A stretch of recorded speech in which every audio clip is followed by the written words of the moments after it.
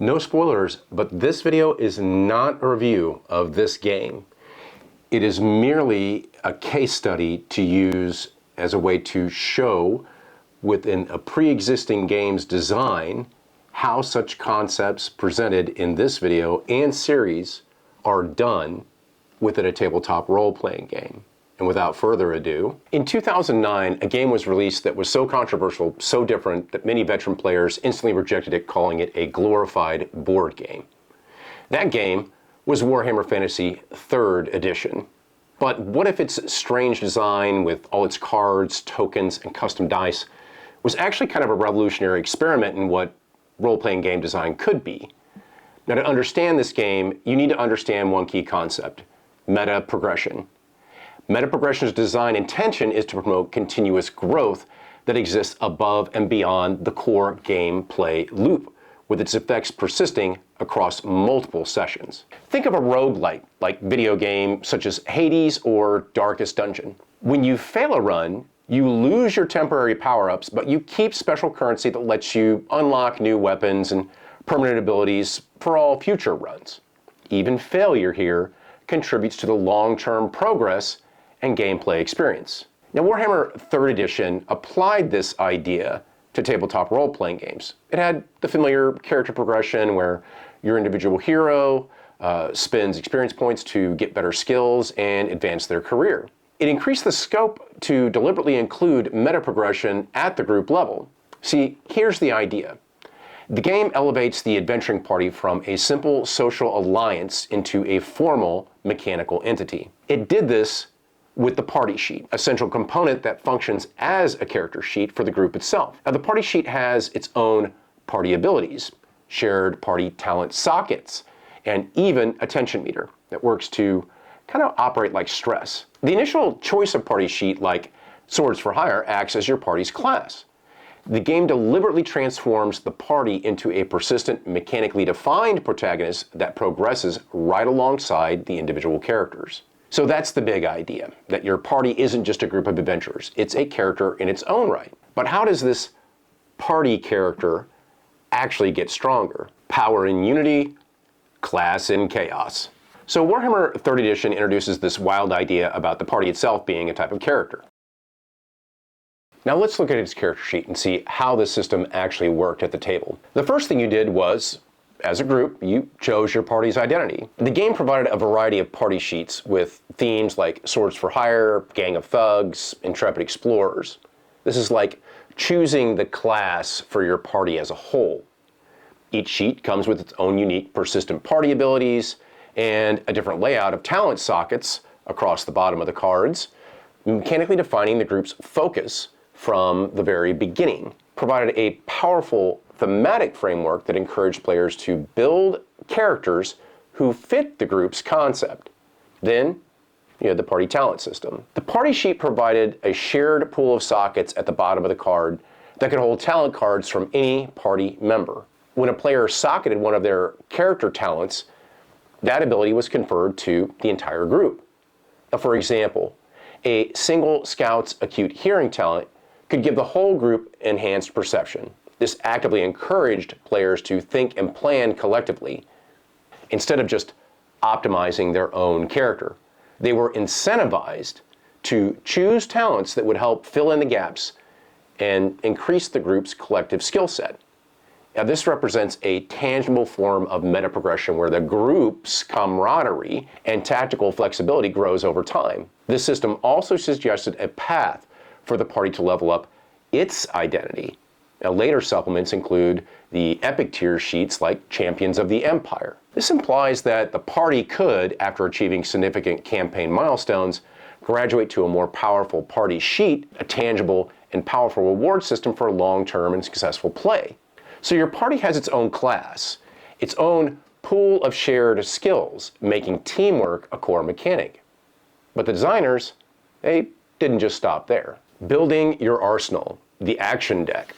So we got a chance to look at how the party grows as a unit. But what about the individual heroes? We're still playing characters after all, right? In Warhammer 3rd Edition, getting stronger wasn't just about bigger numbers. It was about building a physical deck of tactical options. A fundamental design shift in this game was its handling of its character's abilities. So instead of a static list of skills on a character sheet, a huge portion of character capabilities was represented by a physical deck of action cards. Now, these cards detailed special maneuvers, spells, social tactics, and all the rules were printed directly on them for easy reference. As characters advance and they go through their careers, they acquired new action cards to add to their personal collection. A starting soldier might only have the basic melee strike card. After some experience, they might acquire the double strike card and the beat back defense maneuver. This type of advancement is primarily horizontal progression. It grants more options and increases your tactical flexibility rather than just increasing the damage output numbers. And this mechanic turns character progression into an engaging exercise in deck curation. This is very similar to metaprogression deck building video games. Players engaged in a long-term project of building their character's personal deck of abilities, creating a persistent and ever-expanding arsenal of tools. This process of getting a new action card felt tangible and immediately altered how a character could be played. Now, the system created a game outside the game, meta game, shifting the focus of advancement from abstract questions of what is my bonus to the more engaging question that they posed is what can I do? Building the deck of actions provided a different kind of layer of strategic growth. But in the grim world of Warhammer, progress isn't always positive. The scars of experience, persistent wounds. In many RPGs, you're back to full health after a good night's sleep. But in the world of Warhammer 3rd Edition, it is most definitely different. What if your injuries, diseases, mental traumas left permanent mechanical scars that told the story of your survival? Now, to reinforce the notoriously grim and perilous nature of its setting, Warhammer 3rd Edition treated injuries and afflictions as persistent, mechanically significant events. Say that 3 times fast. This was achieved through a system of physical cards for conditions, critical wounds, diseases, and even insanities. Now, unlike a simple loss of hit points that is erased after the rest, these cards are tangible components. A player must keep them with their character sheet, often for multiple sessions, until specific and sometimes challenging conditions for their removal are met. In play, this system creates a powerful narrative and mechanical record of a character's hardships. A character who takes a severe blow might draw the Ringing Skull card.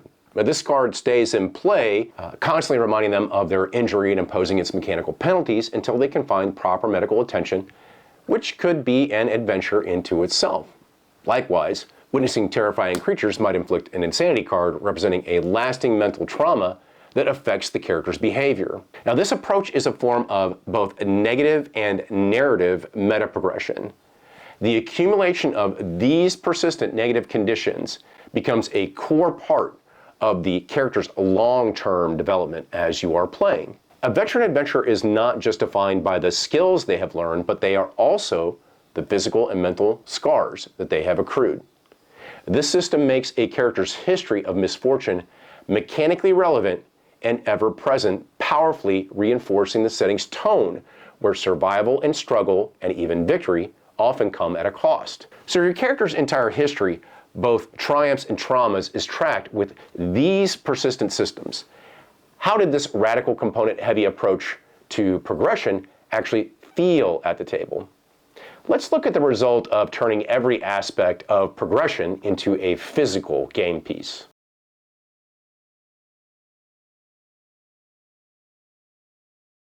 As you can see, it's a lot of game. So Warhammer 3rd Edition explored the party sheet, the action deck, and persistent scars. This is the result of an ambitious tactile approach to design. The most striking feature of Warhammer 3rd Edition's design, of course, is its physicality. It transforms abstract game concepts into tactile components. Every action, every talent, every wound card, the tokens, and the trackers are all deliberately done to offload information from the rulebook and put it directly into the table's play space, making the game's state visually observable and to some intuitive. For some players, this was a very powerfully immersive tool. Physically placing the Weeping Pox card onto their character sheet made the affliction feel more real and more consequential, while others, managing all these bits, breaks narrative flow, and can be a little bit cumbersome. This fundamental divide in that explains the love it or hate it relationship that people had with Warhammer 3rd Edition. One of the most controversial mechanics, however, was the party tension meter, which attempted to mechanize party friction and was seen by many as far too intrusive. Despite its divisive nature, the game's influence has been significant and lasting. The core ideas pioneered in this edition, especially the narrative dice mechanic that allows for results like success with complication or failure with advantage, was refined and carried forward into many of Fantasy Flight's highly successful games.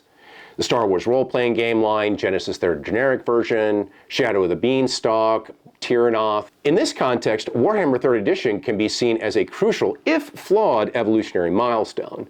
It was a bold experiment that pushed the boundaries of what a TTRPG could be like, but laid the groundwork for some innovative designs to come after it, and not just in the role-playing game sphere. Have you played Warhammer 3rd Edition? What did you think of it? So let me know in the comments below, and don't forget to like, dislike, and subscribe at your own discretion.